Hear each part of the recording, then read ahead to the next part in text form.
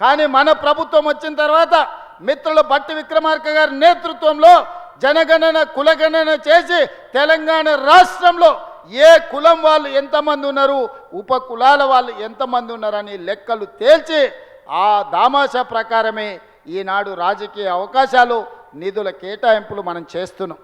మనం చేసిన కార్యక్రమం వల్ల నరేంద్ర మోడీ గారి మీద ఒత్తిడి పెరిగి ఇప్పటి నుంచి ఈ దేశంలో జరగబోయే జనగణనలో కులగణన చేయాల్సిన తప్పని పరిస్థితి మోడీ గారి మెడలు వంచి చేసిన ప్రభుత్వం తెలంగాణ ప్రభుత్వం. మన ప్రభుత్వం 2 ఏళ్లలోనే ఇన్ని విజయాలు సాధించడం, సామాజిక సమస్యలను పరిష్కరించడం, సంక్షేమ పథకాలను అమలు చేసినాం, రాష్ట్రాన్ని అభివృద్ధి పదం వైపు నడిపించడానికి ఈరోజు భారత్ ఫ్యూచర్ సిటీని నిర్మించుకుంటున్నాం, మెట్రో రైలు విస్తరణ చేసుకుంటున్నాం, మూసీ రివర్ డెవలప్మెంట్ అథారిటీని ఈరోజు మనం నిర్మాణాలు చేసుకుంటున్నాం, రీజనల్ రింగ్ రోడ్డు నిర్మించుకోబోతున్నాం, రేడియల్ రోడ్స్ను నిర్మించుకోబోతున్నాం, మచిలీపట్నం పోర్టుకు రోడ్డు వేసుకోబోతున్నాం, బెంగళూరుకు గ్రీన్ఫీల్డ్ హైవే ఈరోజు నిర్మించుకోబోతున్నాం, అమరావతి పట్టణ అమరావతి నగరానికి ఆంధ్రప్రదేశ్ క్యాపిటల్ సిటీకి మనం రోడ్లు వేసుకోబోతున్నాం.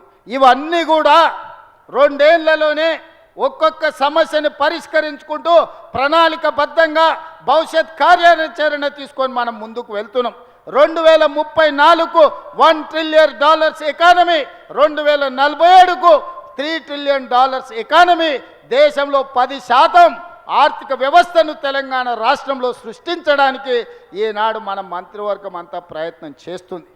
అందుకే మిత్రులారా, ఇవన్నీ ప్రజలకు చెప్పండి, ఇవన్నీ రాష్ట్రంలో ఉండే వాళ్ళకు వివరించండి. వాడో వీడో వస్తున్నాం అని ఏడికి రాడు, వచ్చేటోనికి ఇరిగింది ఫామ్ హౌస్లో వండుకున్నాడు, ఇంక వచ్చేటోడు ఎవరు లేడు, లేచేటోడు లేడు, లేచి నిలబట్టోడు లేడు, వచ్చేటోడు చెప్తే నమ్మేటోడు లేదు. 94 నుంచి 2004 వరకు తెలుగుదేశం పార్టీ అధికారంలో ఉంది.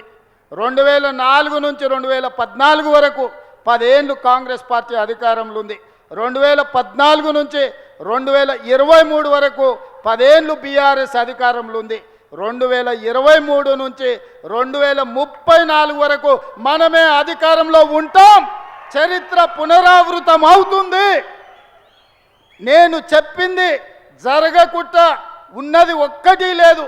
ఈరోజు ఈ ఖమ్మం జిల్లా నుంచి రాములవారి సాక్షిగా నేను చెప్పదలుచుకున్నా, ఆనాడు 10 ఏళ్ళు తెలుగుదేశం, మళ్ళీ 10 ఏళ్ళు కాంగ్రెస్, ఆ తర్వాత 10 ఏళ్ళు బీఆర్ఎస్, ఈ 10 ఏళ్ళు మనది పేదల ప్రభుత్వం, ఇందిరమ్మ రాజ్యం ఉంటుంది.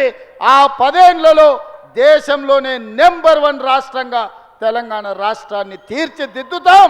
రేపు జరగబోయే ఎన్నికల్లో 23 డిసెంబర్లో అధికారంలో నుంచి బీఆర్ఎస్ను గద్దె దించారు.